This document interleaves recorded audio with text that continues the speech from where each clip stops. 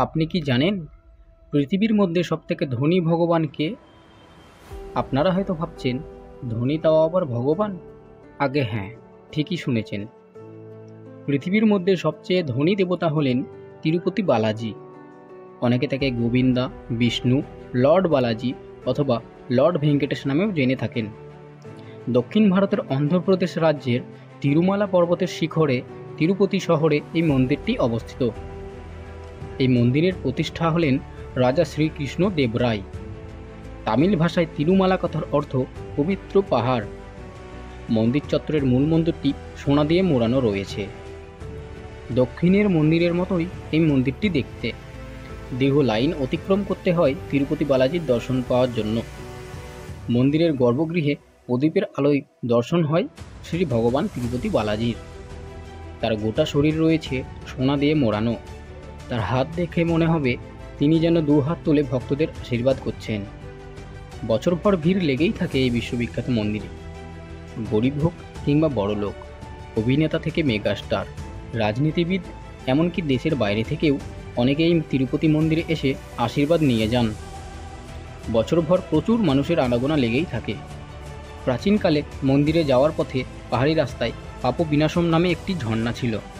প্রাচীনকালে লোকে বিশ্বাস করতেন যে ওখানকার জলে স্নান করে তিরুপতি বালাজির মন্দিরে পুজো দিলে সব পাপ মুছে যায়।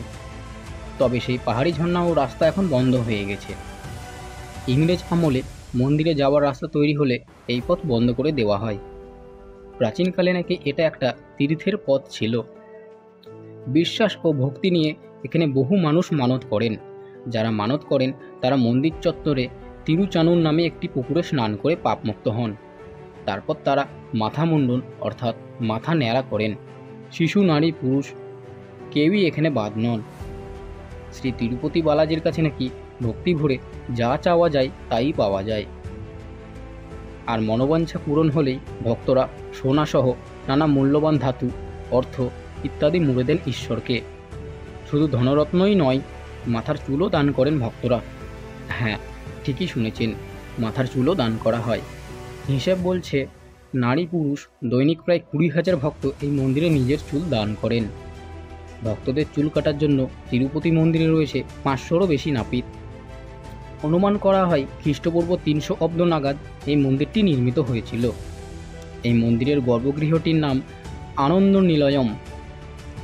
এই মন্দিরের পুজো পাঠে বৈখাসম আগমশাস্ত্র অনুসরণ করা হয়। হিন্দু ধর্ম অনুসারে কলিযুগের দুঃখ ও যন্ত্রণা থেকে মানব সমাজকে রক্ষা করতে বিষ্ণু তিরুমালায় ভেঙ্কটেশ্বর রূপে অবতীর্ণ হয়েছেন। এই জন্য এই মন্দিরটিকে কলিযুগ বৈকুণ্ঠম্য বলা হয়। এই রকম আরও ভিডিও পেতে আমাদের চ্যানেলটি এখনই সাবস্ক্রাইব করুন। ভিডিওতে লাইক, শেয়ার এবং কমেন্ট করে জানান কেমন লাগলো। সবাই সুস্থ থাকবেন, ভালো থাকবেন।